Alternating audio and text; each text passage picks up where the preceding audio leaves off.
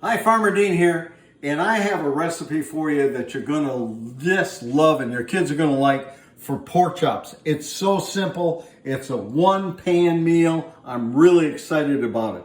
So I got pork chops, and I've got tomato sauce, and I've got tomato paste, and then I've got garlic.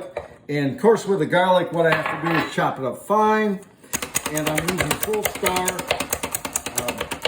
It is on Amazon. People always ask me, where can I buy this stuff? So you can buy Full Star right on Amazon with no problem. So what I'm going to do with the pork chops, I'm just going to come over here and I'm going to braise them on both sides. We're going to put on a little salt and pepper, give them a little bit of flavor here. And the nice thing about this, I use garlic, but you can put cumin in here, oregano. You can put any kind of herb that you really like.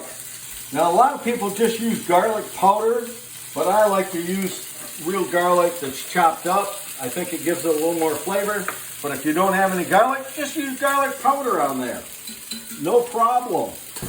They're pretty well braised. I want to just seal in the juices. I don't want them cooked real hard. So I'm going to put in my tomato sauce.